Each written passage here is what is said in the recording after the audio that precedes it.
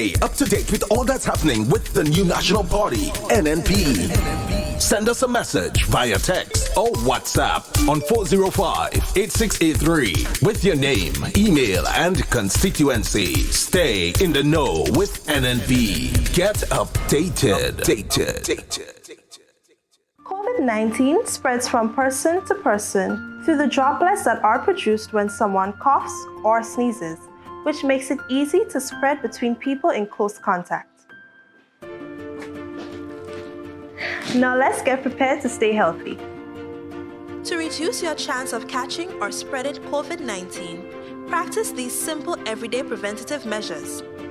Droplets can also land on surfaces, so ensure that you wash your hands frequently for a minimum of 20 seconds or sing the happy birthday song twice. Avoid touching your face, especially your eyes, nose, and mouth. If soap and water are not readily available, use an alcohol-based hand sanitizer with an alcohol content between 60 and 90%. 70% is ideal. When you cough or sneeze, cover your nose and mouth with a flexed elbow or a tissue. Dispose of the tissue immediately and then wash your hands. If you notice someone has a fever and cough or other symptoms of respiratory illness, avoid close contact when possible. Let's all do our part to ensure that each and every Grenadian remains healthy. Our health is our collective responsibility.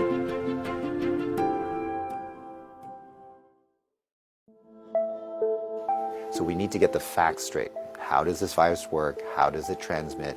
Where does it want to go? And let's protect ourselves. I'm Dr. Peter Lynn. I'm a family physician in Toronto, Canada. The coronavirus is a family of viruses that can cause as mild things as just a common cold, all the way up to SARS or MERS. These are these bad pneumonias that we're talking about.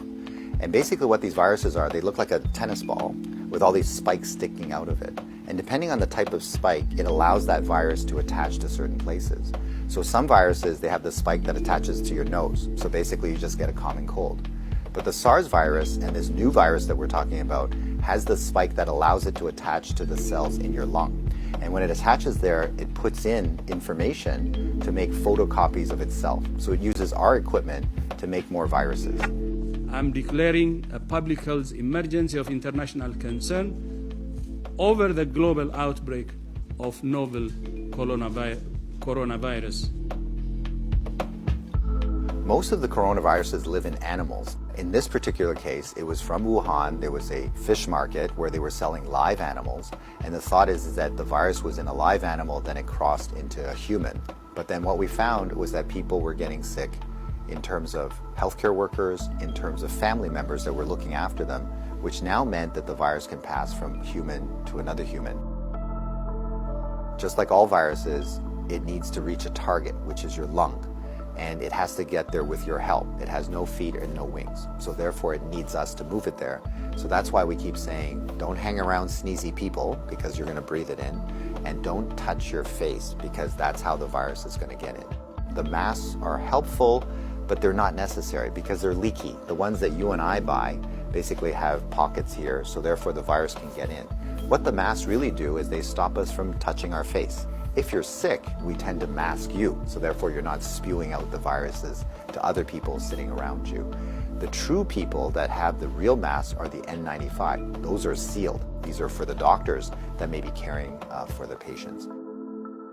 So in the beginning, the coronavirus will cause kind of like flu-like symptoms or a cold. So people just get the stuffy nose, that kind of thing.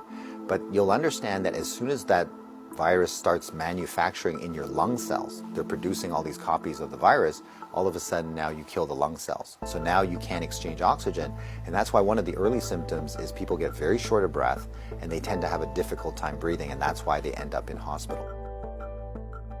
So currently, unfortunately, we don't have a direct treatment for the coronavirus. So we don't have a medication that can kill it off. And so it's really supportive. So in other words, the patient can't breathe, we give them oxygen, help them to breathe. They can't drink, so therefore we give them fluids to support them. Their kidneys begin to shut down, we help them with all those things. So it's a very supportive process. This is a new virus that we've never seen before. So our immune system, our army, are having a hard time figuring out what to do. So usually what we have to do is we make something called antibodies. So these are things that can grab onto the spikes that we see on the virus, and it'll get rid of the virus for you, and that will actually bring you back to good health. So therefore the elderly may have a worse outcome, and of course the young children. So the babies, their immune system is not so good either, so they may not make those antibodies as well. So just remember, your hands may be with virus. Virus cannot hurt you because it can't get through the skin, but the moment I do this, now I've brought the virus right to where it wants to go. So let's remember not to touch our hands to our face. So let's say you think that you might have been on a plane or you might have bumped into somebody that has it. What should you do? So the first thing is to contact a healthcare worker to tell them that potentially you have it. If you're feeling symptoms and you're going to go into a facility, call ahead. Okay, so whether you're calling the paramedics or whether you're calling the hospital or your doctor, just mention that you were on a flight. If you don't have any symptoms, then what we do is a little bit of a self-quarantine. In other words, we can just keep you away from other people, and so you don't go into parties, don't go with your friends, don't go into public transportation. So we can contain it very easily by making sure that you do a self-confinement, so to speak, for the, let's say, 7 to 14 days is the longest incubation time. So after that, if you're feeling well, then you don't have anything to worry about. So if we get the facts right, then we don't have to be overly worried, but we do the right things so that we don't get the virus ourselves and that we don't pass it on to others. And if we look after each other in this way, this virus will have nowhere to go. It needs us to move it, it needs us to make copies for it, and if we don't help it, then the virus will stop. So we have the power to do that right now.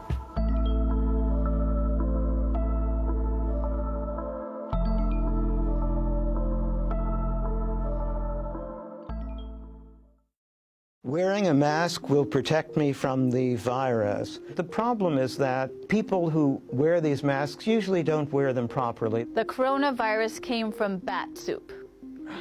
That is absolutely not correct. The coronavirus was deliberately created or released. Giving humans a little bit too much credit here. Hi, I'm Dr. Sarah Madan. I'm the Senior Director of New York City Health and Hospitals System-Wide Special Pathogens Program. And I'm Dr. Stephen Morse, Professor of Epidemiology at the Mailman School of Public Health, Columbia University. We're here to debunk myths about the coronavirus. Let's get started.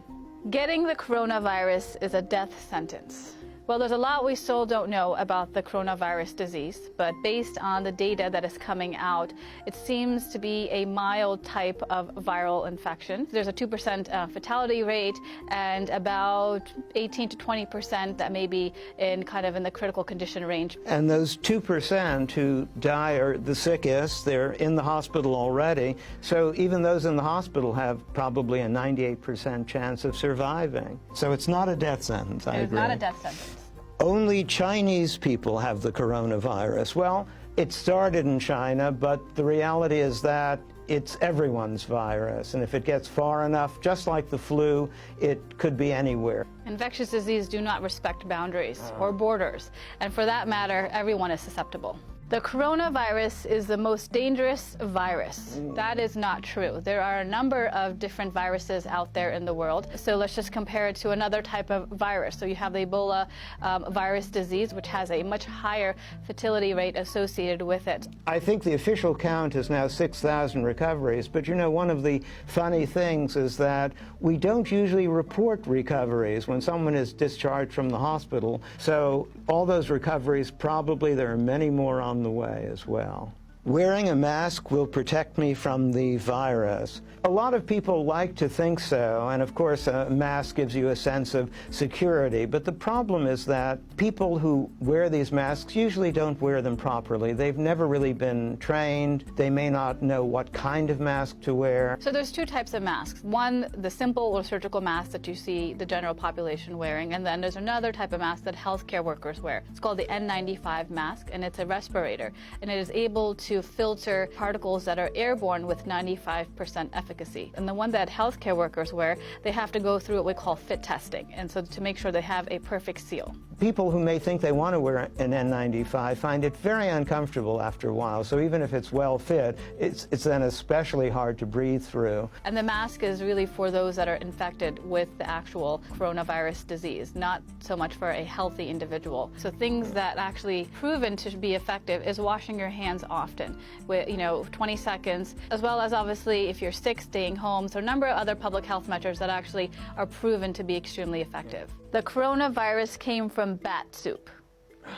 That is absolutely not correct. So what we know about the current coronavirus disease is that it started in Wuhan in a wet market where there's a number of different animals there. So there's a couple of different speculations out there, but not from somebody obviously consuming bat soup. But what we do know, obviously, is that once you actually get the coronavirus disease, the form of transmission is obviously through droplet spread. So coming in contact with somebody that is sick with the coronavirus disease, close contact with them, or contact with their droplets right shortly after. You can get sick from a package sent from China. I think it's really highly unlikely when you consider the time it takes for a package to get from China. And right now, what we do know is that obviously these droplets that can contain the viron or the virus itself, it may not be able to survive outside the human body for very long. So even if it may, for example, come on a package or a box, depending on how long it's been there, it may not actually be able to survive outside.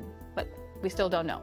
Closing borders will stop the spread of the virus. These types of respiratory viruses, they don't respect borders, as we know. And it's not the fault of a government that this type of outbreak is starting or spreading. It's just the nature of the virus itself. Travel bans historically have proven not to be very effective. In fact, it seems that it was the opposite. They caused more fear, make more chaos. People were reluctant to actually come forward with actually reporting that they had the illness. A lot of it is perception, and with travel bans, a lot of it, politicians particularly, I hate to say, like to do that because it gives the appearance of doing something, but it is often counterproductive. The federal government does state non-essential travel should be restricted, obviously, to mainland China. That's the epicenter, and that's where there's a lot of community transmission. But outside of China, where you may see there's over 24 countries that actually are reporting to have coronavirus disease, if there is no community transmission, there is obviously no risk to the general public. But continue to look at Centers for Disease Control's website. They have a travel health advisory section that you can actually go to and put the name of the country, and it'll tell you the precautions. And as well as go to your healthcare provider. They can provide some travel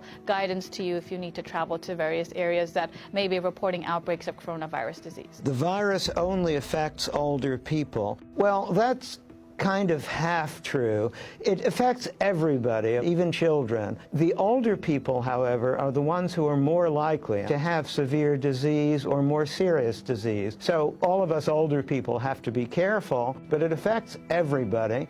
And even the older people, most of us, will probably not even be that sick. The coronavirus is the same as SARS. So the coronavirus is in the same family as SARS. It's a coronavirus disease. There are two various, and now 3 coronaviruses known to cause more severe infections in humans. SARS is one of them. MERS, which is Middle East Respiratory Syndrome, is another one. And now coronavirus disease that just started, obviously. SARS was more severe in terms of the fertility rate that was reported. So it's about 10%, versus with the coronavirus, what we're seeing right now is about 2%. But still, it's way too early to tell. This one is different. This spreads a lot more like the flu, but there are so many more cases simply because it spreads so well. So many more people can easily get infected. Large numbers of deaths doesn't necessarily mean that it's a very lethal virus. It just means that a lot of people have been getting it, and some of them unfortunately die. Now let's just take seasonal flu, for example. Seasonal flu this year started in October, and the Centers for Disease Control Prevention are already reporting over 10,000 deaths related to seasonal flu. And over, again, 20 million Americans being infected. So let's just put things into context. The coronavirus has something to do with Corona beer. No, and beer won't prevent it either. So Corona is simply Latin for crown, and they have a crown-like appearance with those spikes sticking up. But the beer is all on its own. It won't prevent coronaviruses, won't give it to you. It's just a coincidence. My pet could give me the virus. So with the coronavirus, there's still a lot we don't know. Right now, we haven't seen any cases where pets are transmitting the virus to their owners. You're more likely to give it to your pet than the other way around. Yeah. Take good care of your pets. Yeah. The coronavirus was deliberately created or released. Giving humans a little bit too much credit here. So we basically had 3 coronaviruses in 3 decades, but we know that there are a lot of them in nature that look exactly like SARS, and this one doesn't look special. So this is just another one to add to the collection. Infectious diseases can be caused by a number of different things. Obviously, they're natural in the environment. It could be due to, obviously, climate change, ecological factors, agricultural factors, human behavior, and these are constantly happening around us, so outbreaks are inevitable. It could be very surprising that anyone would have figured out a way to create it. We still are way behind nature in being able to do that. Antibiotics prevent and treat the virus. Viruses and bacteria are 2 different microbes. So we would use antibiotics for bacteria. For viruses, we use antiviral medicine.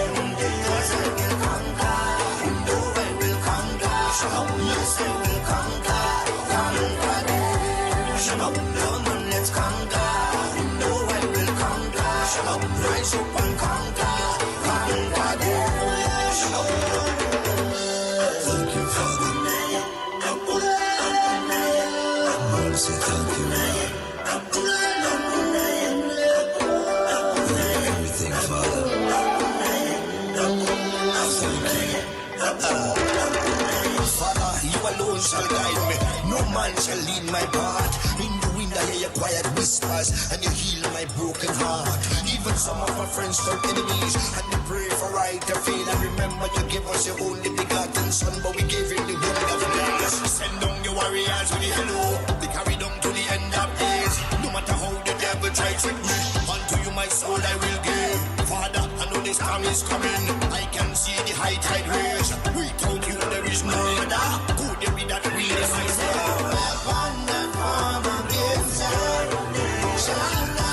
Shall not prevail. And no man that rise against us, that war they shall never win. Because I will conquer, no I will conquer.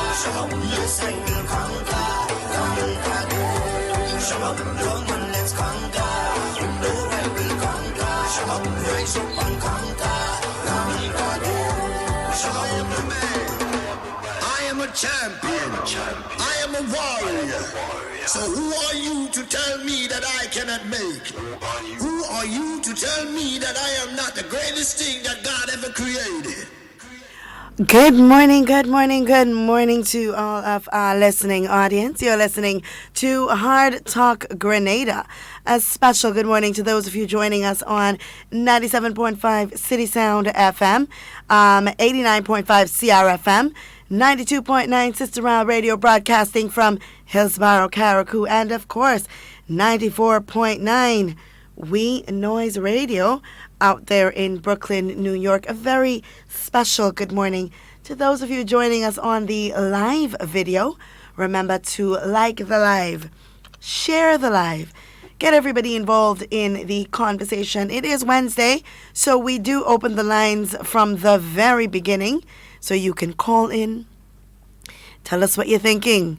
Tell us how you're preparing. What measures do you have in place for your family members, for the people in your community, for your friends. Let us know what's going on with you. We know that it is a very trying time. Emotions are high. We're a little bit scared. We're a little bit concerned. But of course, having somebody to talk to makes a lot of difference. So let us know what's going on with you. Let's know what you're thinking. The number to call is 440-7377 for our local lines. And, of course, if you are calling from the diaspora, it is 347-329-3101. Of course, I must start by giving you your daily coronavirus update, right? Around the world right now, the alert is high for a lot of countries. Italy has done a complete shutdown.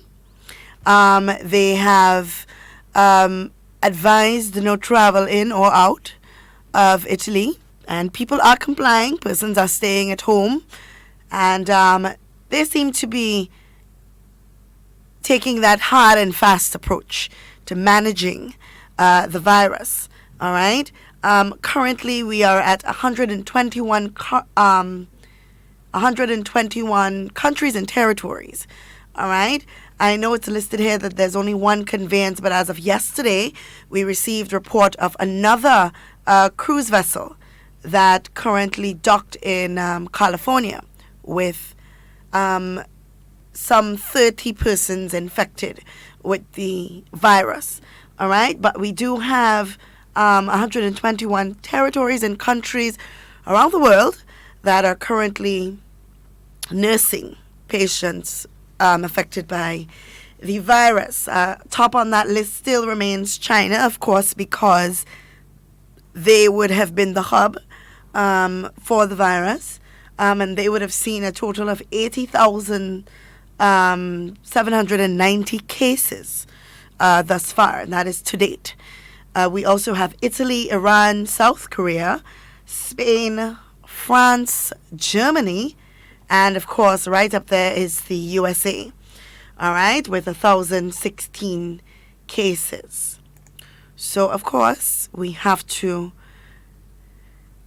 take a deep breath and not let emotions lead our decisions. Of course, let wisdom and facts always be our guide, because that is what is going to get us through this, all right? So we definitely invite you to follow up as much as possible with your Ministry of Health. They do have a website.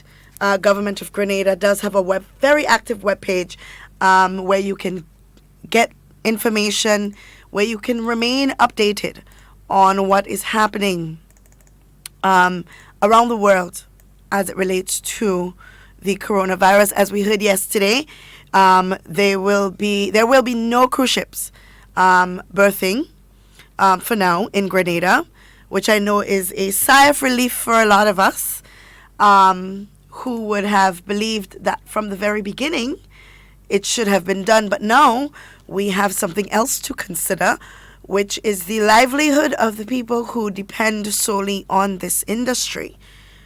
How do they manage now? And how can we help as a people to get them through this very trying time that they are going to experience? All right, so we want to take that into consideration. We have Jamaica experiencing their first case yesterday. A little too close for comfort, right? Jamaica, they would have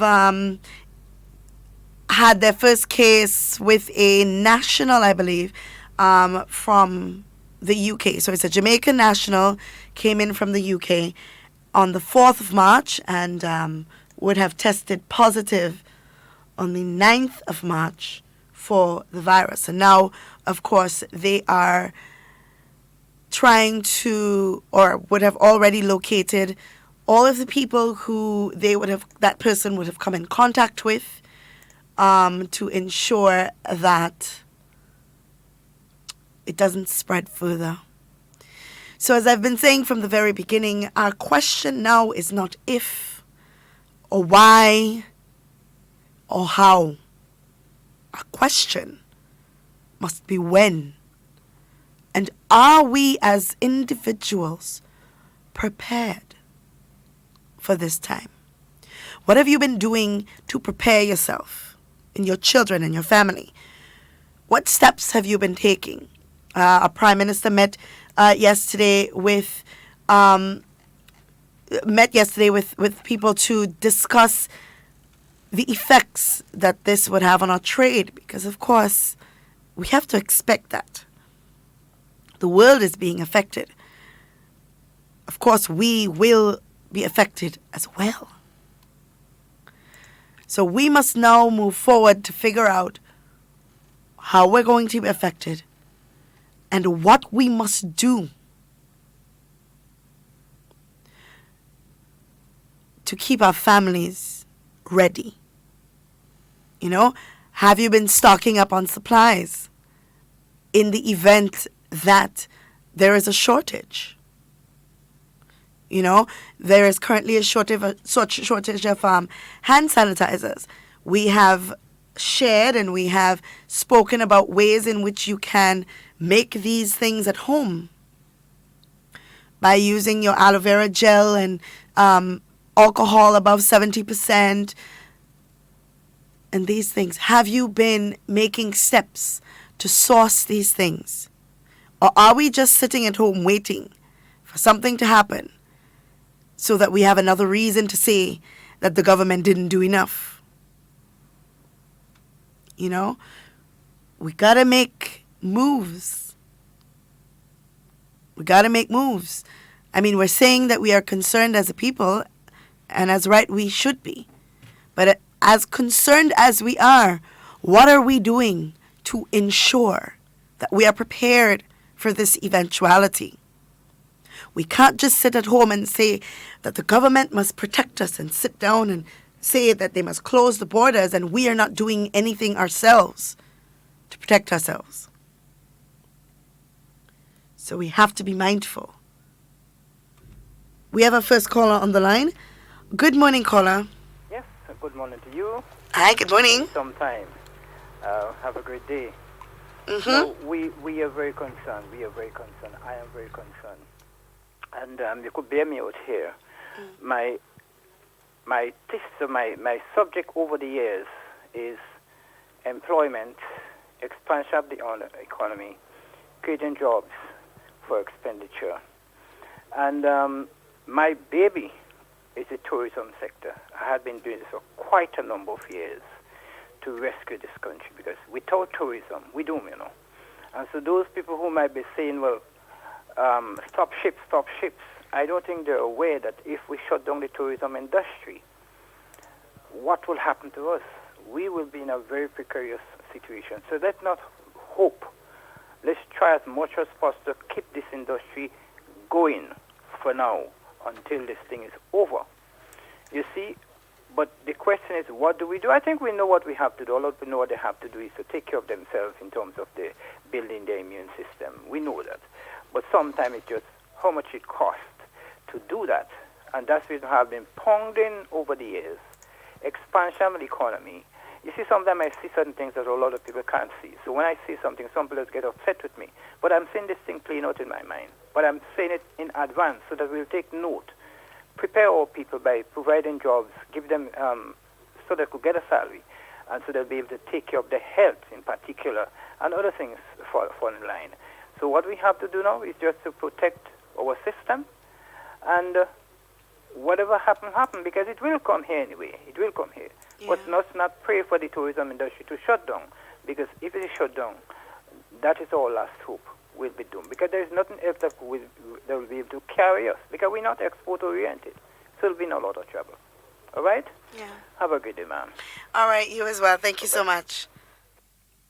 Yep. I mean, there's a lot to think about. We have a lot to consider. I just want to read to you here a press release that was sent out yesterday.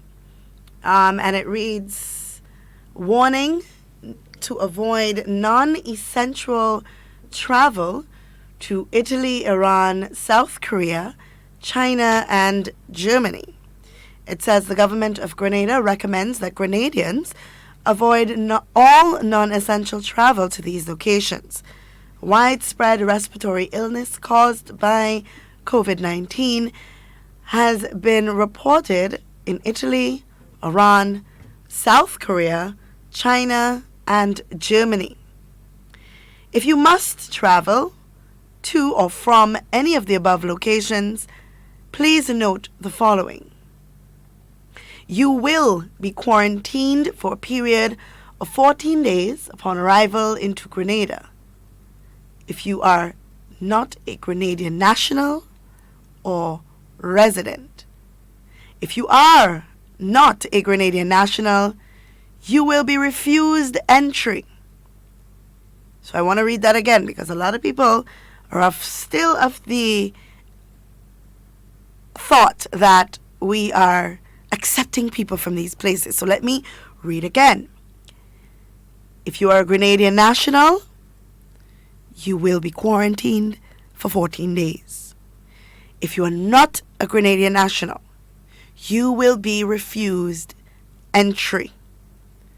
Avoid contact with sick people. Avoid touching your eyes, nose, mouth with unwashed hands. Clean your hands often by washing them with soap and water for at least 20 seconds. Or they say you can sing the happy birthday song twice, right? Or use an alcohol-based hand sanitizer that contains at least 60 to 95% alcohol. It is especially important to clean hands after going to the bathroom, before eating, after coughing and sneezing, or blowing your nose.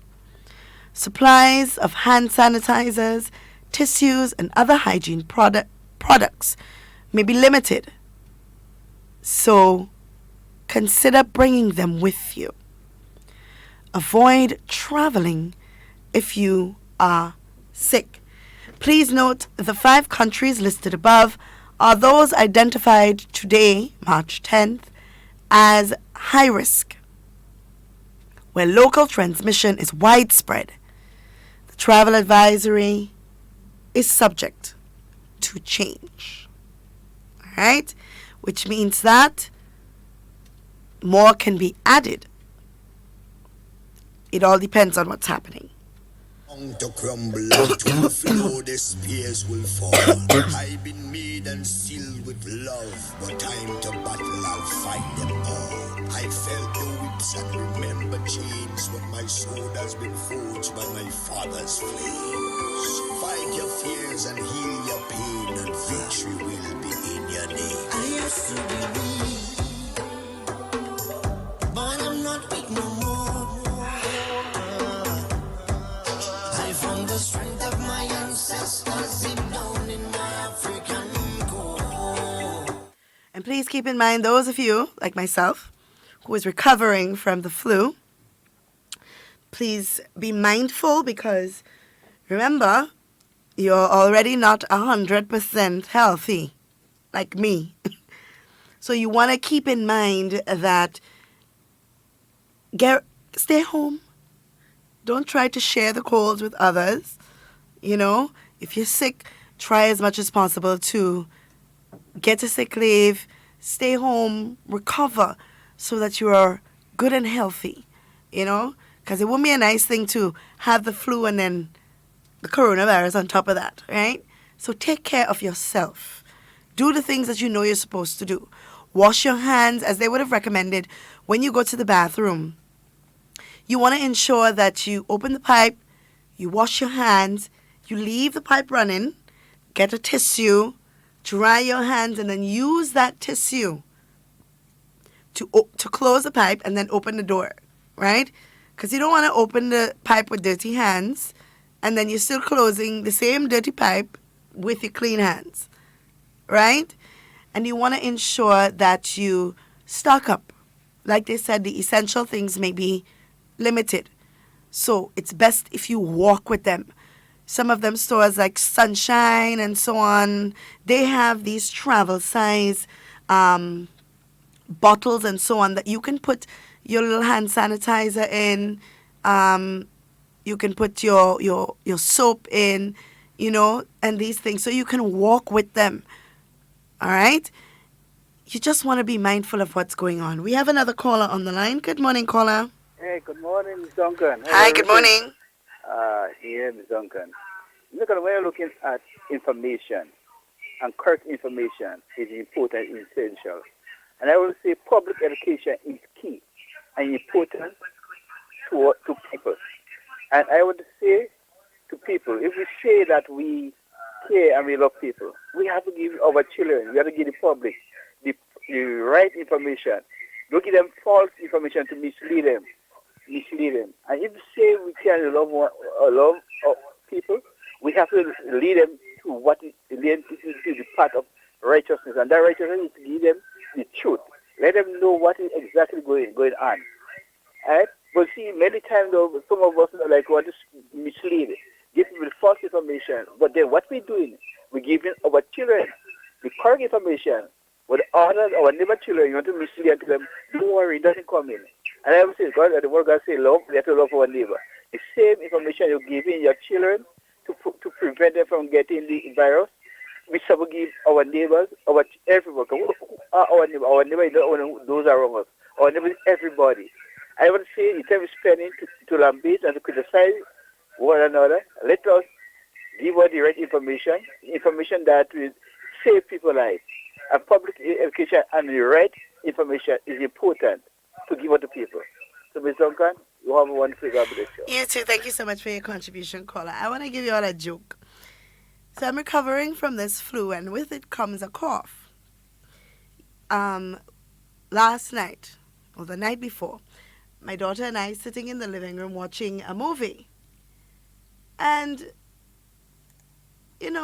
sometimes a cough may come and unexpectedly, and you just cough out. That happened to me. So my daughter looked at me funny, and she said to me, you see, watch how coronavirus could spread. And I laughed. It was funny. But it also made me see that they understand and that the education within schools and so on has begun. I often see her telling her brother, well, cover your mouth when you're coughing, or use your rag when you're coughing, because that is the message that they've been giving them in schools. That is important. It means that the education has started, and it must continue, and it must not only stay in the schools. I remember yesterday or the day before, Naz, was it the day before, on Facebook, I have to be defending myself because a certain well-known opposition individual, I don't want to call the person name, because if I call the person name, it means that I'm giving them publicity. I want to give them publicity, but I want to use them as an example. So well-known, very vocal opposition individual saw the need after a very informative discussion with Dr. Mitchell, saw the need to go to his social media page and discourage the general public from listening to our program because it was a NNP program. So the words he said, and I want to quote exactly what he said. I don't want to misrepresent the gentleman, because I'd like him to defend himself and what he means when he says that. Let me just pull up the what he said exactly. And it just goes to show that the politics in some people will never die. That they do not know when to be serious. They do not know what to support or how to support it. Right? So the individual took to his Facebook page and discouraged people from listening to the program, because this program is an NNP program. And they must listen to GIS because GIS is a credible source. Now, I have never seen this one individual share not a link, not a program, not a statement, not a national report that came from GIS. And sometimes I wonder, it is not the messenger. It is the message that we must pay attention to. So the gentleman came and he sat with us. He discussed, he taught us the processes, and everything that we need to do, everything that we are already doing. But no, that burdened them because it means that the government is active and that things are getting done, and that hurt them a lot. So he didn't take to social media to share the information and say, well, I may not support the party, but I support the message. See? He discouraged Grenadians who would have learned something, who was being given information, not to listen to the program. You know? And he even went further to say that he wants to know why. Oh, look at here. Let me read it. Why are public servants being paraded on NNP's HARDTALK program? Use GIS. COVID-19 concerns all of us. Well, I want to say to this gentleman that the NDC, on all of their various programs that they have around the island, they are free to do just like we did and contact the Ministry of Health so that they can send a representative so that that representative can speak to their listenership. You know, it's not about public servants being paraded on a political program. It has nothing to do with that. It is about sharing an important message that is meant to benefit the Grenadian public. You know? From what I understand, Dr. Mitchell was also on, and we're speaking about Dr. George Mitchell. He was also on GIS last week. He did not even share that program. See, that's what I'm saying. We don't know, well, not we, they don't know how to put politics aside for the greater good of the people. You may not support the New National Party. You may not like me. You may not like our political leader. That doesn't matter. It is the message. You know? How sad is it that you would go and expose your viewership on social media to something so biased and ignorant? I would call it ignorant and backward. Those are the words to use. You know? He went further to say NNP HARDTALK radio program is political. Use GIS for public information. That's what it is set up for. But it is being used. And same individual and others like him, they don't share a link. They don't share a program. They don't share anything. But I will continue, as I said, to do what I believe I need to do for my Grenadian people, which is share the good news. And in that light, we are now going to move over to a live feed from Carriacou, the Honourable Minister of Carriacou and PT Martinique Affairs, and of course Legal Affairs, and of course their Parliamentary Representative, Honourable Kendra Maturin-Stewart. She's doing her quarterly press briefing, keeping us up to date on what is happening within Carriacou. And of course, I'm sure that whatever preparations is being made in Carriacou for the onset of the coronavirus will be highlighted there as well. So guys, it's always a pleasure speaking with you. Like I say, in whatever you say and whatever you do, be safe, be secure. I always want to be talking with you and never about you. Enjoy the remainder of your day. How does this virus work? How does it transmit? Where does it want to go? And let's protect ourselves. I'm Dr. Peter Lynn. I'm a family physician in Toronto, Canada. The coronavirus is a family of viruses that can cause as mild things as just a common cold, all the way up to SARS or MERS. These are these bad pneumonias that we're talking about. And basically what these viruses are, they look like a tennis ball with all these spikes sticking out of it. And depending on the type of spike, it allows that virus to attach to certain places. So some viruses, they have the spike that attaches to your nose. So basically you just get a common cold. But the SARS virus and this new virus that we're talking about has the spike that allows it to attach to the cells in your lung. And when it attaches there, it puts in information to make photocopies of itself. So it uses our equipment to make more viruses. I'm declaring a public health emergency of international concern over the global outbreak of novel coronavirus. Most of the coronaviruses live in animals. In this particular case, it was from Wuhan. There was a fish market where they were selling live animals. And the thought is that the virus was in a live animal, then it crossed into a human. But then what we found was that people were getting sick in terms of healthcare workers, in terms of family members that were looking after them, which now meant that the virus can pass from human to another human. Just like all viruses, it needs to reach a target, which is your lung. And it has to get there with your help. It has no feet and no wings. So therefore it needs us to move it there. So that's why we keep saying, don't hang around sneezy people because you're gonna breathe it in.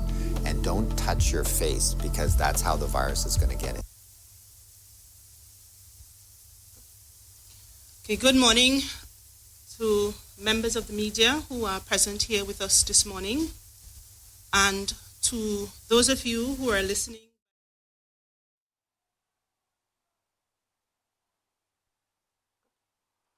Okay, good morning to members of the media who are present here with us this morning, and to those of you who are listening via radio, television, on the various social media platforms, wherever you are, good morning.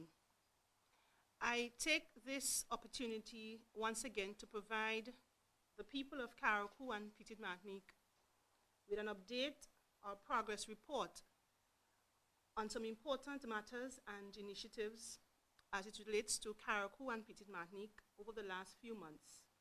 In my capacity as the Minister for Carriacou and Petite Martinique Affairs and Local Government, and also in the capacity as the Parliamentary Rep for this particular area. I will first deal with the serious health issue that is now grappling the entire world, and that is the issue of the coronavirus or the COVID-19. As I believe most of us are now aware, the coronavirus is now in the Caribbean, with a recent case confirmed in Jamaica yesterday. The truth is that it is getting closer and closer to our shores every day. And recently, CARFA, who is the Caribbean Health Agency, public health agency that is, upgraded the risk of transmission to the region to being very high. With this upgraded risk, I can sense that some of us are beginning to panic and are becoming increasingly fearful. Now, there is absolutely nothing wrong in being concerned. It is a serious virus, but I want to say that this concern must be tempered with reason, with good judgment, and of course with patience. Our emphasis should and must be on facts and not fear. As such, we are to listen to credible news sources and to the information that is being disseminated by government officials. These information, or the sources of information, are accurate, and it presents the true state of affairs as it relates to Carriacou, Grenada, and Petite Martinique. You know, I think I need to say this because we too, as ministers of government, we, like most of you, have kids. We have husbands and wives, family members, neighbors, friends, that all stand to be affected, including our own selves, if this virus gets here. It is therefore incumbent, and it is in our own interest, and in the interest of everyone, to do all that we can as a government to safeguard the people and to be prepared as much as possible for any eventuality. The fact is, and the truth is, that panic and fear would not help us. What would help us at this stage is our state of preparedness or readiness as a country, collectively and individually. And we must use the science that is now emerging from this virus to help us in our preparation. The Ministry of Carriacou and Petite Martinique Affairs have worked and continues to work closely with the Ministry of Health officials, and with all stakeholders in preparing for this likely eventuality. We have treated and continue to treat the threat of the coronavirus as a real and serious one, which, if transmitted to our shores, could have far-reaching and devastating consequences for all of us. Therefore, in our quest to be prepared as much as possible, since early January of this year, in my capacity, I convened and held many meetings, with the most recent one being yesterday, with our health professionals, representatives from Port, Airport, Immigrations and Customs Department, the police, the marina, among other key stakeholders in this regard. And since early January, even before the assessment risk were upgraded, we in Carriacou were able to identify facilities and buildings to be used for quarantine and for isolation purposes, should the need so arise. Immediately after those meetings, the Ministry of Carriacou and Petit-Martinique Affairs effected the required repairs and renovations to the buildings and facilities that were identified, making them now fit and ready for the intended purpose. So yes, there is an isolation facility on the island and a quarantine facility as well. Over in Petit-Martinique, a stakeholders meeting was also convened, and a quarantine area was identified, which is now being retrofitted. At our meetings, we also established a protocol or procedure for Carriacou and Petit-Martinique to be activated or implemented should we be confronted with a case of COVID-19. This protocol is constantly being reviewed and shared with all key stakeholders in this regard. And as we continue to prepare, we will continue to review same to make changes wherever possible. Together with all the stakeholders, we have recognized that a big threat to exposure to this virus is most likely to come from the yachting community or entry via the sea. In this regard, we have worked and continue to work with the Immigration Department, Customs Department, Police, and the MPA to ensure that all requisite checks are done and that visitors coming in, whether via yachts or small craft, small vessels, are cleared in accordance with the proper procedure and practices. The police have also heightened their surveillance around possible points of entry, especially on the island of Petit-Martinique. As it is currently now, the only point of entry in operation in Carriacou and Petit-Martinique is at the Tyrrell Bay port. All other points of entry are closed. Additionally, I must state that on the 20th of February this year, a very large contingent of senior health officers from the Ministry of Health Grenada spent the entire day in Carriacou and trained frontline medical staff, frontline persons and customs at the airport, and immigration personnel. This training was led by the Permanent Secretary in the Ministry of Health and also the Chief Medical Officer, Dr. Martin.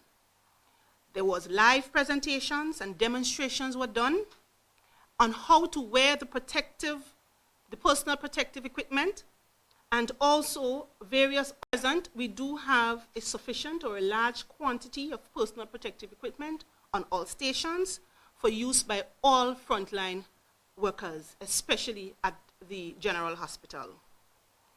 From this week and early into next week, the ministry will ramp up our public relations effort to bring heightened awareness and to provide valuable information to the general public in relation to this virus as provided by the Ministry of Health.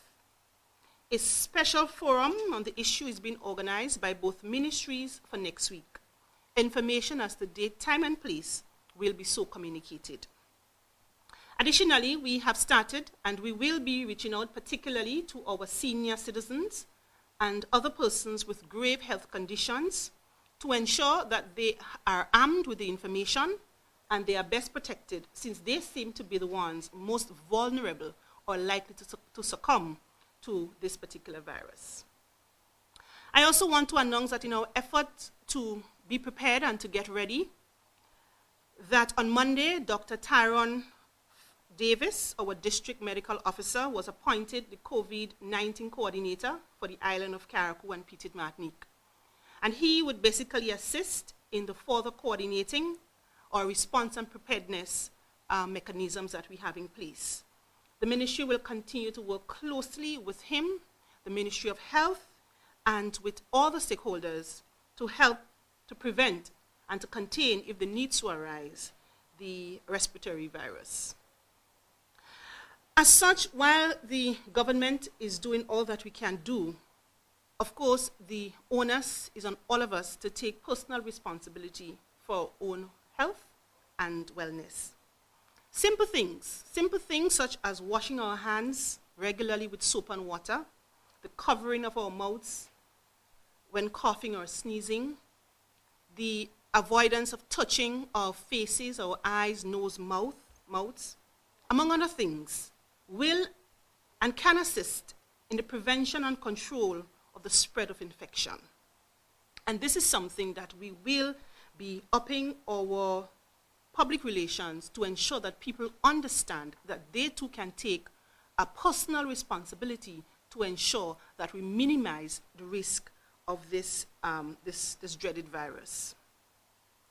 Moving on, as you are aware, we have just concluded our highly successful Kayak Mass 2020, which saw scores of visitors, returning nationals, locals, persons from mainland Grenada participating and, of course, enjoying all the different aspects of our carnival, especially the traditional Shakespeare Mass. And I must commend all participants who participated in the various aspects and extend congratulations to all our winners. I commend and congratulate the Carnival Committee headed by Mrs. Princess John and the Festival's Board for a job well done. From all reports, preliminary reports and indication, it does point to the fact that we had a very successful carnival.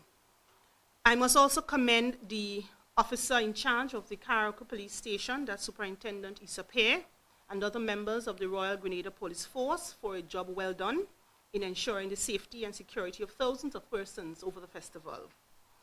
There was no major accident or incident reported over the period. We had a very clean and safe carnival, one of the safest in the world, I believe. However, there was in circulation some counterfeit notes for which one person has since been so charged. Special congratulations also to our very own Skinny Banton, as you know, represented us in Trinidad and Tobago at the International Soca Monarch Groovy Competition. From all indications and all of us who would have looked at it, Skinny Banton did an excellent job in representing the people of Carriacou and Petite Martinique. You know, I listened to almost every interview that Skinny Banton did while in Trinidad and while he toured the world. And in every one of them, he always indicated that he is from Carriacou and Petite Martinique. And I believe as a result of his involvement and his music and the work that he has done, that more persons, the world has now known or is now aware of a place called Carriacou and Petite Martinique. For that, he must be congratulated, and we salute him and we congratulate him for what he has done for Carriacou and the people of Carriacou and Petite Martinique. Coming off the heels of Carnival, preparations, as you know, have started to host our Maroon and String Band Music Festival. There was a slight change in the date, a date which was now approved by Cabinet, which Cabinet felt, having all things considered, was in the best interest of the festival and for the people of Carriacou and Petite Martinique as a whole. The festival is now carded to take place on the 1st and 2nd of May 2020. However, the bigger issue confronting us at this time is a consideration as to whether or not, in light of the imminent threat posed by the coronavirus, whether or not the festival should still continue as planned. As you know, this is a festival that will bring scores and scores of people together. It will bring artists from various parts of the world to Carriacou and other persons, and it will bring people together, not just visitors, but also returning nationals from affected countries to our shows. So we, as a cabinet, as government, is monitoring this situation every day. And as you know, with this coronavirus, things changes very quickly. Today we are at one stage, and then tomorrow, in the blink of an eye, something else pops up. So we are monitoring the changes that are happening around us, and a decision will be made by cabinet in the coming weeks. Now, please bear in mind that the health and well-being of our people is of our paramount importance, and that this consideration will be the first to be considered in every decision to be made in going forward. So we will so informed once a decision is so made. Just to advise that the Division of Sports within the Ministry of Carriacou and Petite-Martinique Affairs on Thursday, that is tomorrow, will be hosting the Inter-Primary Schools Athletics Championship at the Lauriston Mini Stadium. Athletes from all of the 6 primary schools on island in Carriacou and most importantly, Petite-Martinique will be participating and will be representing the different and the respective schools. This activity, as you know, is normally organized by the Grenada Union of Teachers Carriacou branch, and we're all aware of the heightened industrial climate that took place last year. And for reasons well known, that activity last year were not able to take place. As a matter of fact, all athletic activities for Carriacou and Petite-Martinique were cancelled last year. But this year we are happy that the Division of Sports have been working closely and collaboratively with all the schools and have stepped in this year and have agreed and organized this year's championship. You see, we believe in the ministry that physical activity and of course competition in a broader sense adds to the holistic development of any individual, especially our young people. And so it was important to give our young people an opportunity to participate and to participate in sporting activity and to compete among themselves, among schools, for that glory, and of course to ensure that they get an opportunity to showcase their skills and talents, as the case may be. On next Thursday will be the return, or the highly anticipated return, of the Inter-Secondary Athletics Championship between our 2 secondary schools on island, Bishop's College and Hillsborough Secondary School, also at the Mini Stadium. Now, those of you who know that this is really a charged event and a charged affair, and of course the Ministry of Carriacou and Petite-Martinique is the main sponsor, the main contributor to this activity, because we believe in healthy competition. We believe in giving our children the opportunity to showcase and to run and to participate in physical activities. And so, as you know, both secondary schools have recently completed their inter-house championships. And I must really commend the leadership of both secondary schools and their staff and parents for ensuring that those events actually came off and were successful. Again, last year, the children were not able to participate in those activities. And so we are happy that this year both schools were able to conduct and to host successful athletics championship. What I've witnessed this year from both schools, I can say that we are in for an exciting and competitive competition at our inter-secondary school championship. And I know that most of us are now gearing up to get our red and blue if we're supporting Bishop's College, and yellow and green if we are supporting Hillsborough Secondary School. But at the end of the day, irrespective of who wins at the end of it all is sports in Carriacou and the development of our young people. I just want to take this opportunity also to just give an update as to where we are with some major projects that was announced in our 2019 budget for Carriacou and Petite-Martinique. You may recall that I spoke extensively in the past about the Smart Hospital Care Project for the Princess Royal Hospital and the Hillsborough Clinic to be funded by PAHU and UK Aid. I wish to report that this project is presently on stream.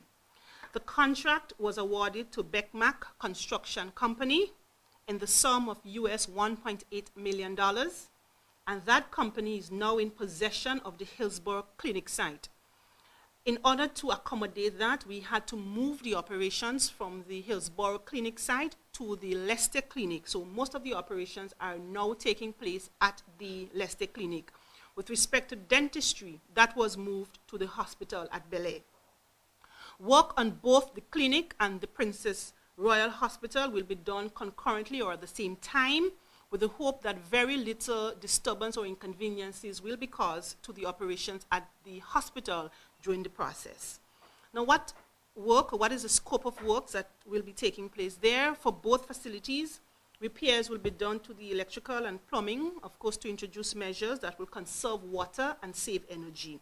Installation of black tanks, repairs to the roof, the building of disabled ramps, the installation of hurricane shutters, among other things.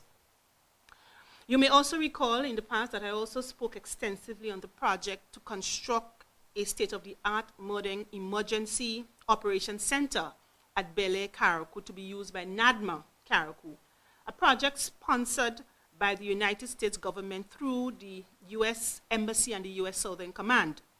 I am also happy to report that a contract for this project has since been awarded to DJs, Bobcat, and Construction Services in the sum of $2.6 million. This center will boast improved space, an operations center, upgraded equipment, and relief warehouse, much more space, all of which we believe will contribute to our increased efficiency and accessibility and mobilization capacities to prepare and to respond appropriately in time of disasters. I have also spoken in the past extensively on Bishop's College, the school enhancement project. Just to report that the date for which the bids were to be submitted, was on March 9th. Various bids, I'm advised, were therefore received, and the evaluation process is now being undertaken to award the contract in this regard. So we are getting closer and closer to the actual start of construction of Bishop's College, and I know that the parents, the teachers, and the principal would appreciate and it would sound to music to their ears that we actually are inching closer every day to actually see start of construction of Bishop's College. I've also spoken extensively on the water expansion project for Carriacou, which is now presently in the tendering stage. Now, these 4 projects that I've just spoken about combined will be in excess of over $10 million US. This is what will be pumped in our local economy this year and next year. This obviously will result in more jobs, better support to our businesses and in our overall economy. And so I'm very happy that these 4 major projects, and everything seems to be happening around the same time, but we are nonetheless happy and glad to have this injection of capital and construction projects here in Carriacou and Petite-Martinique. Additionally, a contract was also awarded recently to Lendo's Construction for the construction of a bathroom and toilet facility and fencing at the Harveyvale playing field. That is a project funded by BNTF, which is the Basic Needs Trust Fund, and a project also that was submitted by the BBH Women's Group. In addition to these major projects, we continue our program in the Ministry of Carriacou and Petite-Martinique to improve and upgrade our road infrastructure. The Cherry Hill Main Road, of which I've spoken a lot of in the past, is also now in the tendering stage. This project will be in the region of over $1.4 million. Further, several other small pieces of roads, drains, bridges across our islands are also in tendering stages, of course, which are now duly advertised. Not tomorrow, but on Friday, just to advise that we have a couple of our youth programs that we'll be launching in Carriacou on Thursday. 20 young men from Carriacou and Petite-Martinique will be inducted into our second batch of our Empower program, which targets males between the ages of 15 and 35 who have been in trouble with the law, most likely would run into trouble with the law. Last year, we would have graduated over 25 males from this program, and most of whom I'm advised and I know of are now gainfully employed and are making meaningful contributions to our society. Additionally, on Friday of this week, we'll be launching the project Fly Carriacou, that is fostering level-headed youth, and that will be done at Windward, in which over 30 persons will be engaged in many positive activities and training over a period of 6 months. We continue in partnership with the Division of Youth, the Ministry of Youth Development, and the Ministry of Carriacou and Petite-Martinique. We continue to expose and to create opportunities to many of our young people, whether it's through training and employment opportunities. Recently, 5 persons from Carriacou and Petite Martinique would have left Carriacou and traveled to Trinidad and Tobago to participate in the Safety at Sea training program there. Also, 3 persons have left the state to participate in the Farmers Assistance Program in Canada. So we are doing all that we can do to ensure that we bring a real and meaningful youth development to our people, especially the younger ones. We continue to work with all stakeholders. We continue to work with our farmers. We continue to work with GTA, all the different agencies and organizations to ensure that our stated goals, our stated objectives in our 2019 budget becomes a reality. As you know, we would have received funding and budgetary allocations were made for a ministerial complex. That is something that we have started. We are now approving the actual designs and layout of that building. Very soon we will see the clearing and the demolition of the signs, and of course we'll go to tendering in respect of the different aspects of the work. We continue to look at the situation at TAMCC, the building at TAMCC. As you know, we've also received budgetary allocation to improve the situation there. In discussion yesterday, it was revealed that we are now looking for a temporary accommodation for TAMCC because of the structure, the damage that was done to the structure of the building. Operations will not be able to continue while work is started. So we are looking now at temporary reallocation for TAMCC Carriacou. The expansion project at the airport, we continue to press on with that. As you know, only $500,000 were earmarked for that, and so we are looking at our preparatory works with respect to getting that project started. But rest assured that most of these will be completed or started in this particular 2020. As you know, once it is allocated for us in Carriacou and Petite Martinique, we do try to use it because we have so many needs and so many things that we have to get done. Over in Petite Martinique, you know, we continue with the Albert Bay retaining wall. That is a big project that is taking place there to prevent the erosion of that area, of a bank, of an area in Petite Martinique. Also, we've just completed 300, 400 feet of concrete drains and roads in the Petite Martinique area, and we continue to provide improvement to our road network. We're also looking to widen and to repair or renovate the Petite Martinique main road. As you know now, it had that asphalt on it, which have since deteriorated rapidly, and so we'll be removing that asphalt and widening it, and of course repairing where it's possible to ensure that is done. We also have various other pieces of infrastructure works to be done in Petite Martinique, and as we progress, we'll be able to get that done. So all in all, we have made strides, and we continue to make tremendous strides in these and other areas. And you know, this would not be possible, of course, without the continuous support of the Permanent Secretary in the Ministry of Carriacou and Petite Martinique, who have been really, in some cases, the driving force in getting some of those projects and initiatives off the ground. And so I want to thank her for her motivation and her drive in getting most of those projects off the ground. So we'll continue to do what we have to do from the ministry end. We will continue to bring relief and to support to those who are most in need, and we'll continue to represent and ensure that that the people of Carriacou are being taken care of. I just want to go back a little on the coronavirus and just to reiterate again the need not to be fearful and the need not to, in a state of panic. We are doing the best that we can under the circumstances. We have a protocol in place, we have our procedures in place that to be enacted should we be confronted with a threat or a case of coronavirus. I would stop here at this time, and I would entertain a few questions, and Thank you. Yes? Good morning. Happy that, of course, we spoke extensively on coronavirus. Yes.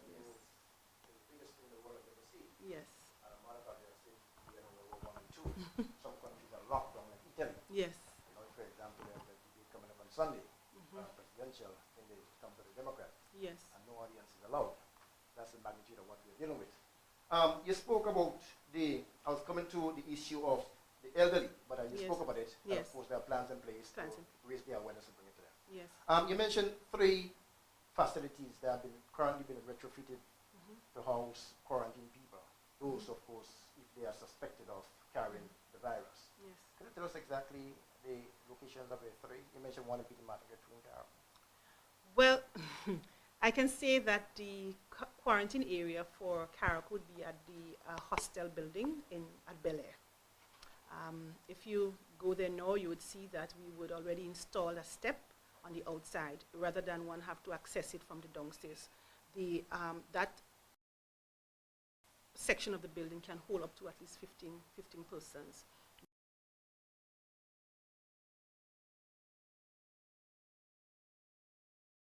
We have painted it, we have retrofitted it, and it's equipped with beds.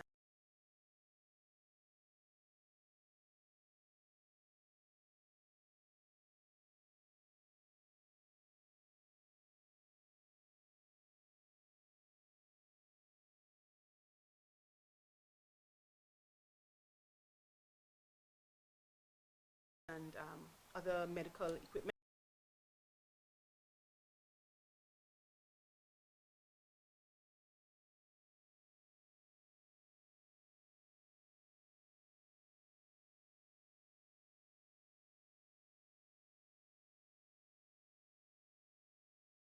That is necessary to do that there. I do not wish at this stage to disclose the isolation area, as you would appreciate that is quite sensitive. You know, we live in a very small society, and it has to be in some community, it has to be somewhere. Not everybody may want it to be in a particular area. So I wish not to disclose where that facilities are. However, I want to assure the general public that we do have an area for quarantine and isolation that is currently being outfitted for that purpose. And in terms of percentage, can you tell me how advanced is the readiness of that? Oh, we're almost 80–90%, because this is something that we have been working on not last week, but since early January. We have started to work since early January, so we are far advanced with respect to that. Yes. You see of PT Mark, you mentioned that, of course, there are Yes. officers now who are patrolling the perimeter Yes. of the island. Yes. As it pertains, that's all right. Yes. That's one of my concerns, because in PT Mark, as you know, we don't have that safety net Yes. as we have in Carriacou and mainland Yes. Grenada. PT Mark is an open border. Yes. For example, I've just been told that a number of the people, for example, in one of the islands, neighboring islands, they have decided to cancel the visit to not Peter Martin, but neighboring island. We heard last night that from last night there were 4 countries, I think Iran, China, South Korea, I think Germany, that people coming from these countries will not be allowed in this country because of the coronavirus. And people who have visited this country within a 14-day period will not be allowed. Good. My question is this. That's the Grenada Carriacou, because of course we have more safety borders here. Peter Martin is open, don't have any customs, don't have any immigration of the sort. We are open to, of course, as you know, a very demanding Grenadian territory where people travel very freely. My question is, what happens if St. Vincent, for example, don't have the same restrictions of people coming from these countries that I've just mentioned, come into St. Vincent and just come straight into Peter Martin?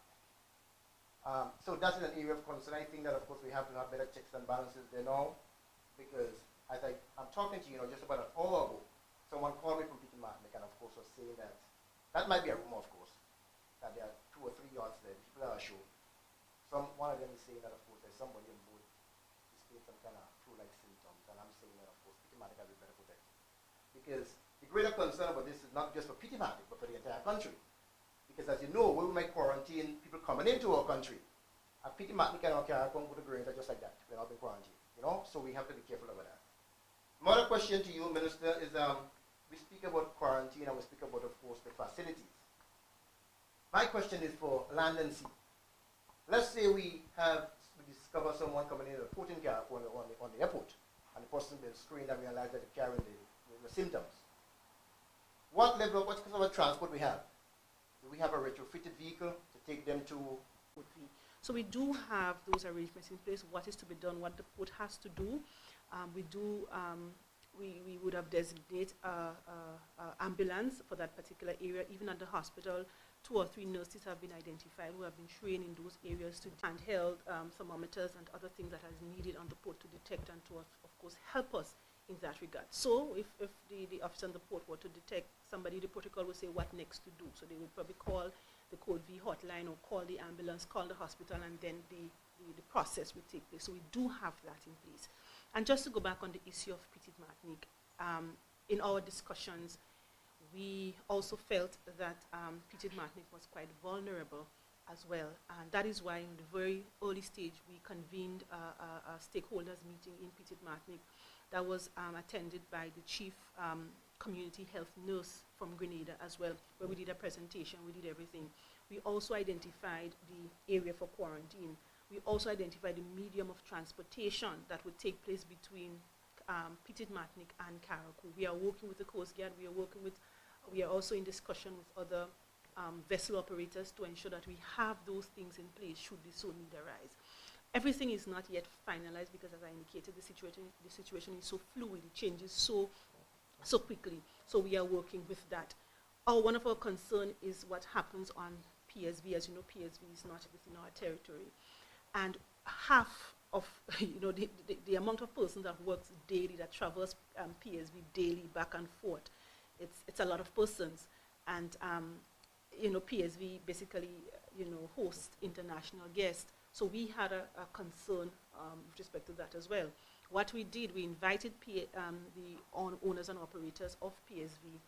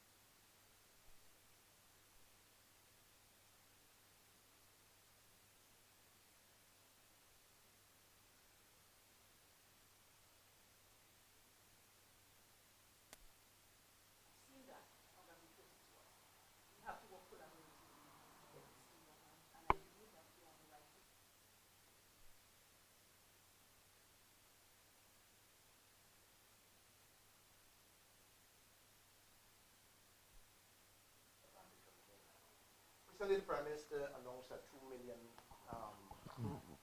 to bolster the COVID-19 preparedness.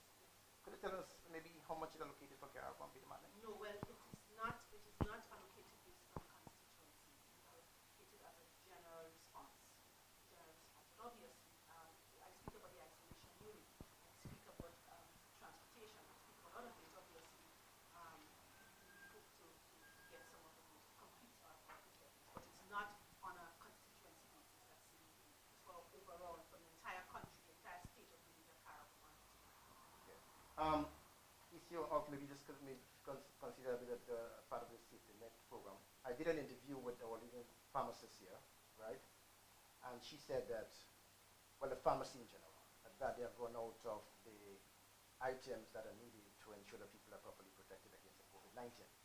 Is there any way within the ministry that, of course, they can assist people who are looking for these sort of items, bring it to, of course, ensure that, of course, they are properly prepared?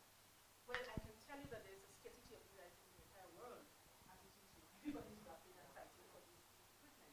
But we do have in stock, and what we have at this time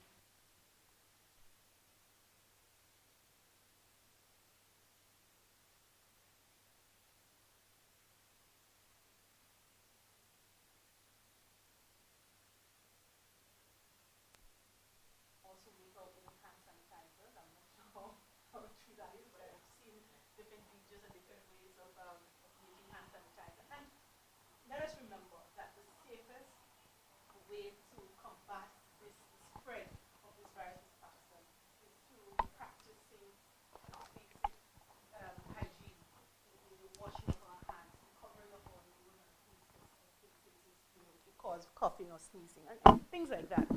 So I think if we do that, then we should be able to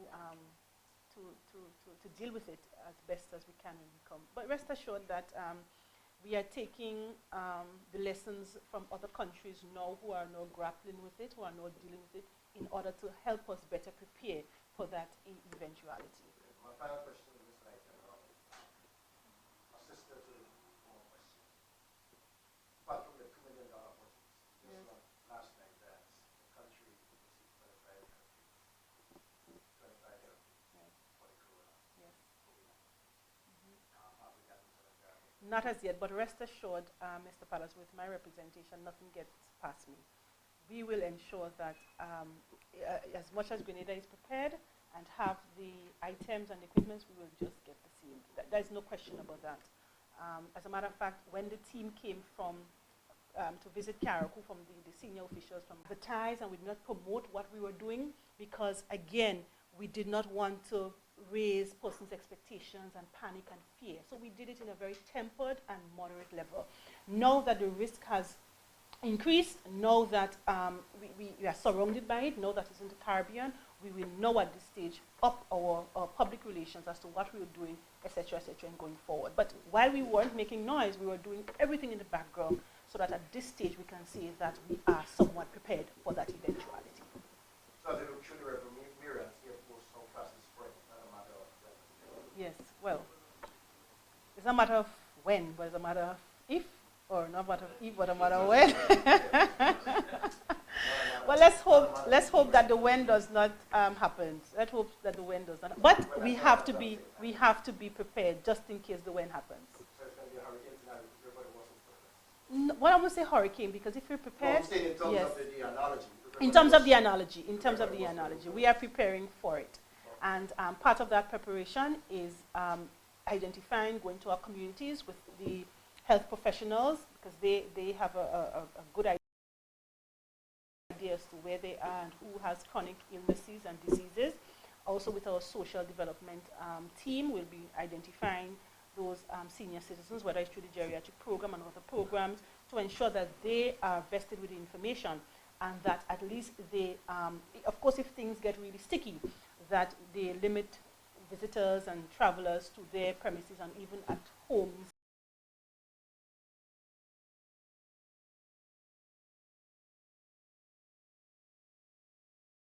Our senior citizens' home and stuff like that. So these are all things that we are looking at. Just yesterday we had a meeting to put further structures in place to ensure that we now reach the senior persons and other critical persons to ensure that they are armed with the information and they are protected as much as possible, because as you know, they are the one most likely that will succumb should the virus affect them. Thank you. Yes.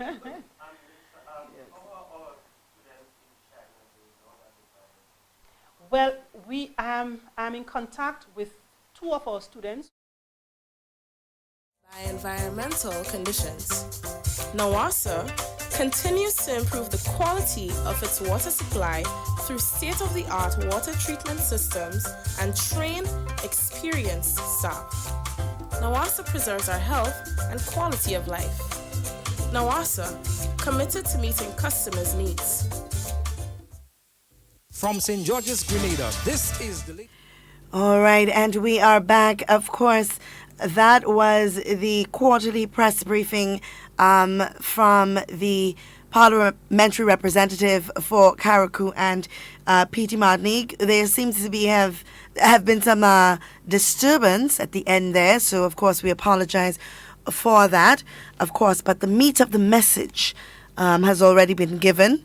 So I hope that the people of Carriacou and P.T. Martinique are a little bit more comforted now that they know steps have been taken to ensure proper management of any case of the coronavirus. And of course, they have been updated on all processes and procedures. And of course, they have been updated on what is taking place within their island.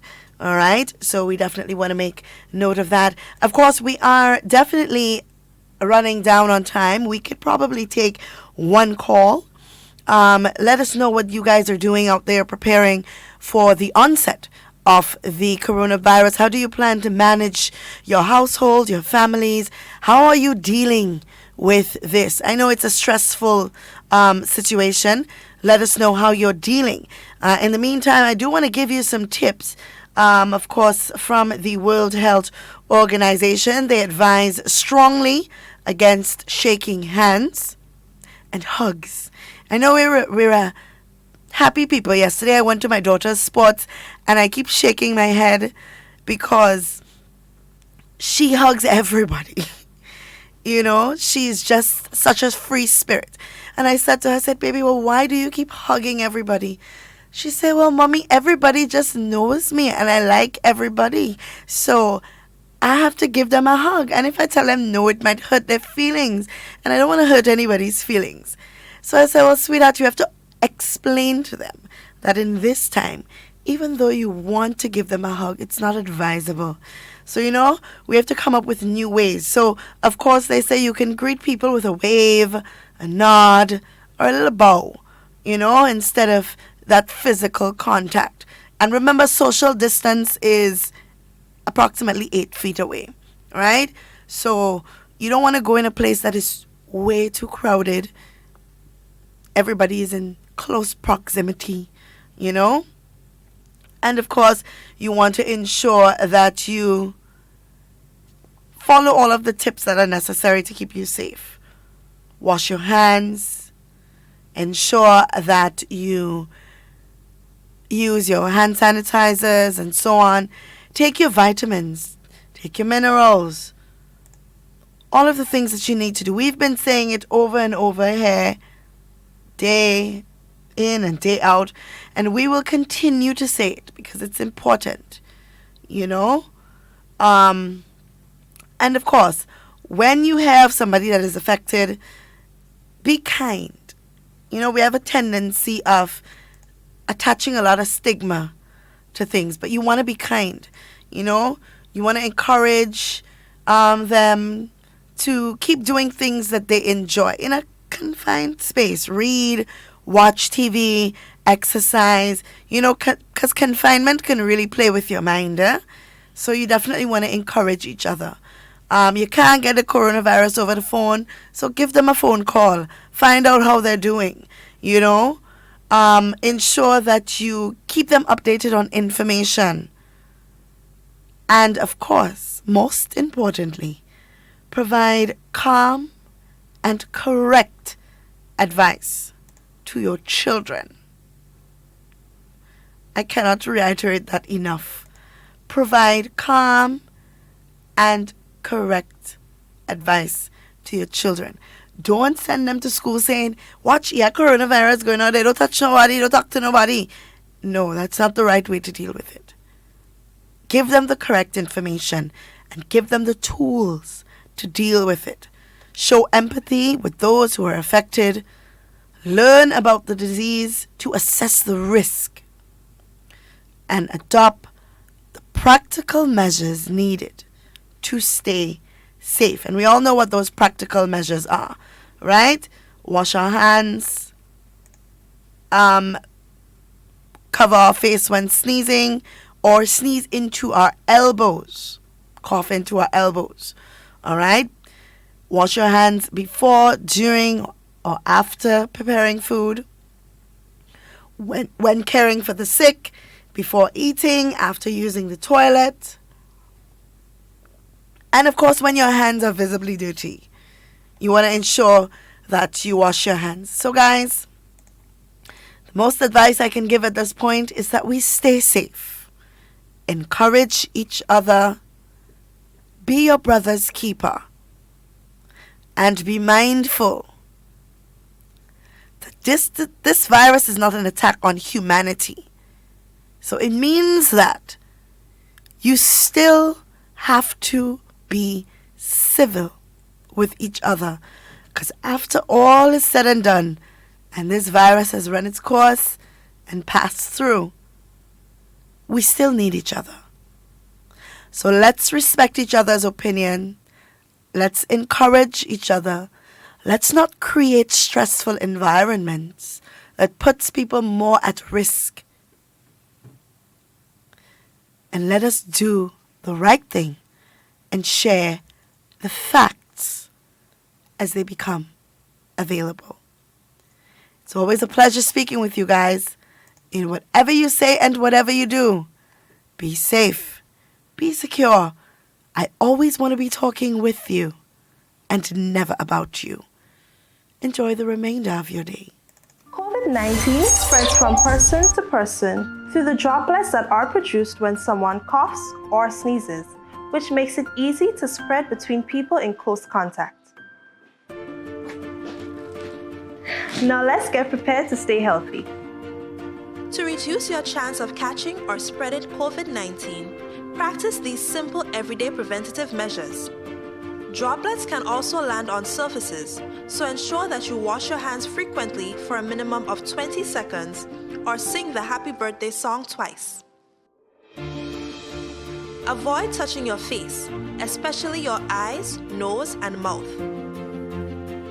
If soap and water are not readily available, use an alcohol-based hand sanitizer with an alcohol content between 60 and 90%. 70% is ideal.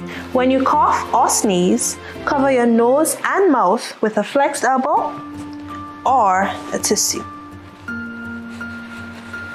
Dispose of the tissue immediately and then wash your hands.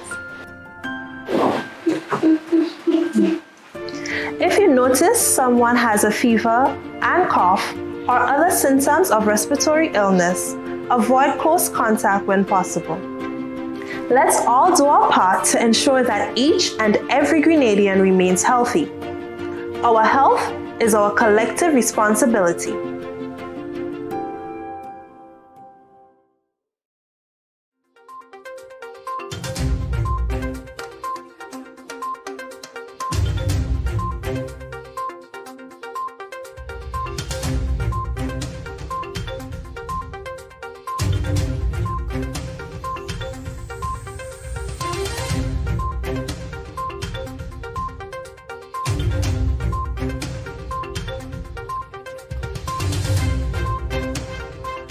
Grenada intensifies engagement of social partners and other key stakeholders in COVID-19 preparation ahead of IMF meeting.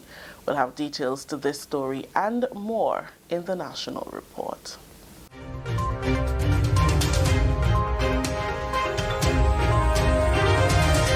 With the details to the news for Tuesday, March 10th, 2020, I am Rikisha St. Louis. Prime Minister and Minister of National Security, Dr. the Right Honorable Keith Mitchell, has initiated engagement with the social partners and other key stakeholders as Grenada intensifies its fight against the novel coronavirus COVID-19. Dr. Mitchell, who is also the Minister of Finance, met with a core group of stakeholders Tuesday morning to begin looking at the potential economic impact of this global health emergency on Grenada. Joining representatives from the Ministry of Health for the post-cabinet press briefing, the Prime Minister acknowledged that the impact could be widespread and preparations must be made. So we have to look at the economic impact of the virus on several areas, on the healthcare system, which of course is number one. Also the question of the hotel the hotel sector, and we have to look at the cruise ship area, for example, is another key area, because by not accepting certain ships, you are in fact affecting the livelihood of a lot of ordinary folks, the vendors outside there who make a living 6 months a year, 5 months a year, with the peak of the period when they expected to, they would have bought up a lot of stuff and expecting to make $1 to take care of the family. Now the ships have to, some of them are being turned back or making decisions not to come to certain ports. Coming out of Tuesday's meeting, specific sector impacts will be developed ahead of meeting between the International Monetary Fund and Prime Ministers and Finance Ministers next week to discuss possible areas of support for countries in preparing for COVID-19. The World Bank has already pledged $12 billion as an initial package to help countries deal with the health and economic impacts of the virus outbreak. The potential sector impact and the requisite local actions will also be the focal point of discussion at a meeting on Thursday, which will include the social partners and a wider grouping of stakeholders. The invitation for the meeting that we're having on Thursday afternoon is a major meeting that we are inviting all stakeholders, the hotel sector, the Ministry of Tourism, the GTA, the cruise representative, the firms that are agents for the cruise ships coming in here. The port authority would be represented. The hotel association, that sector would be represented also. You also want to have the trade union movement, different, not just the Trade Union Council, but different members of each trade union, because they have their own membership and needs, because we may have to subsidize some of the workforce in several areas too. So it's going to be a national issue in every single form. In the midst of the potential impact of COVID-19, the Prime Minister sees an opportunity for Grenada to seriously consider achieving greater food security through increased and more consistent agricultural production. Grenada has increased the number of countries on which it is placing travel restrictions for individuals with a travel history to those countries in the last 14 days. They are Italy, Germany, Iran, South Korea, and China until further notice. Health Minister Honorable Nicholas Steele told members of the media on Tuesday that nationals returning from any of these countries will be quarantined and non-nationals will not be accepted into the country. This has become necessary as the island heightens its COVID-19 preparedness plan to delay the entry and spread of the virus. We have placed travel restrictions on individuals who would have a travel history in the last 14 days to Italy, Germany, Iran, South Korea, and China. This will continue until further notice, and we are looking at other countries as well, possibly before the end of the day, that we would add one additional country, but this is a fluid situation and we keep monitoring it.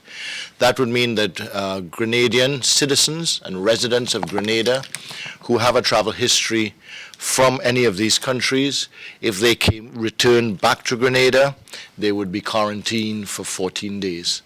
And non-citizens and non-residents of Grenada would not be allowed in. According to Minister Steele, travel restrictions are only imposed on countries with widespread community transmission. He announced that by the end of the day Tuesday, France could be added to the list of restricted countries. Even though some of the countries now restricted contribute to the rate of visitors annually, government must be proactive and take steps to ensure the health and safety of its people. We have already discussed with Foreign Affairs for them to, and it's figures based. Quite likely before the end of the day it would be France as well, because we've seen widespread. But this is our initial response. At a certain point, you can't continue with that.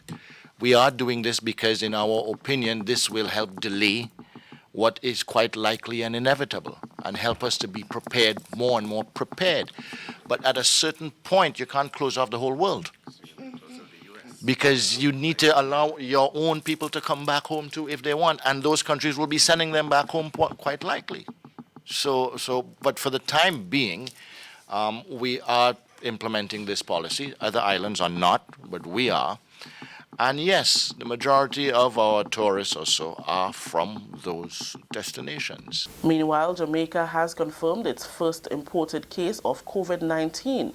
Health officials there said the patient is a Jamaican female who had traveled from the United Kingdom and arrived in Jamaica on March 4th. This is the National Report. We'll have more news after the break. Grenada's #1 track and field event is back. The Inter-Secondary School Championships is back at the Carriacou James Athletic Stadium. You must be there. Experience the intense rivalry between athletes of our secondary schools on the track and in the field. Blame yourself if you missed the first ever Republic Bank-sponsored Intercall 2020. Blame yourself if you miss a day of exciting action on the track. Be there every day, day 1, 2, and 3. The 53rd Intercall Championships takes place on March 31st, April 1st, and 2nd, starting at 9 a.m. each day. Come, let's celebrate the inaugural Republic Bank Intercall. Come out families, come out past students, come out school-based supporters for the return of competition on the track and in the field, because Intercall is back.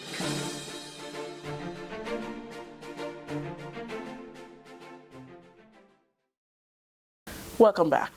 The Ministry of Health is one step closer to being prepared to test suspected individuals from COVID-19 with the help of the Caribbean Public Health Agency, CARFA.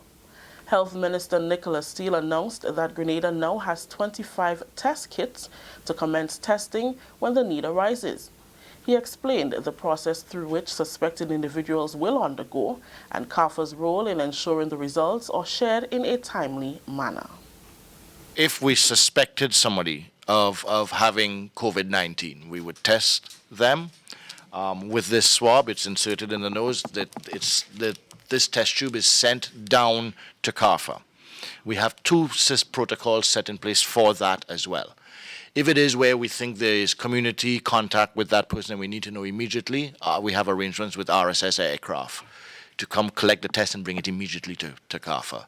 If it is that the person is in quarantine, already isolation, and we do not think there's community contact with that person, somebody who just came in or so, then we would send it via Quick Pack or by courier with one of the airlines. Within 4 hours of receiving it, CARFA will give us the results.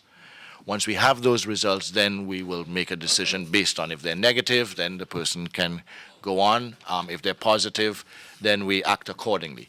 In most cases, if we are going to test somebody, we're not just going to test for COVID-19, we're going to test for influenza as well. Minister Steele said no island needs more than 25 kits. Once you have a certain amount confirmed community spread, then you would assume that all other persons who are symptomatic like that are the same. So we would test, once we get to 25 positive cases, God forbid if we got to that, then we would stop testing at that point. And we would be treating it that everybody who has the symptoms has COVID-19. The ministry has been meeting with various stakeholders throughout last week to educate them on COVID-19, Grenada's plan, and what role they can play in the prevention and spread of the virus. Continuing with the news, the Grenada Invitational Committee says it has taken a very difficult but logical decision to postpone the annual Grenada Invitational, which was scheduled for April 4th. The committee says after extensive deliberations with local public health officials, their broadcast partners, sponsors, and athletes representatives, it was determined that the paramount importance of the health of citizens and the expected influx of travelers warranted them to be cautious.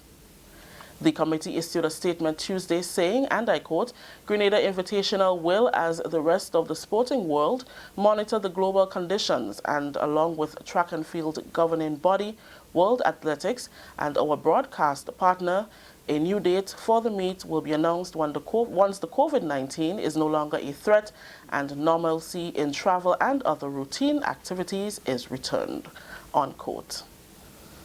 Finally, in the news, Prime Minister Dr. The Right Honorable Keith Mitchell is among 4 regional heads of government who will be part of a Caribbean community mission to Guyana this week.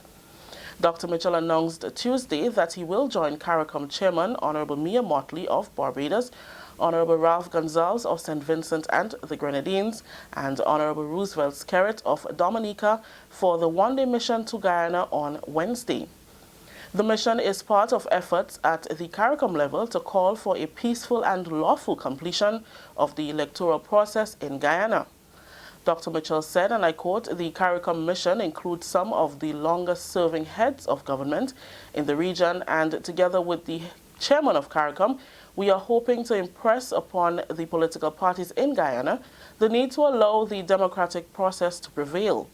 The vote counting must resume and the statement of polls must be respected," unquote. The Prime Minister also cited the potential implications of another regional country experiencing political instability. He said, "We are already faced with political instability in Venezuela and Haiti.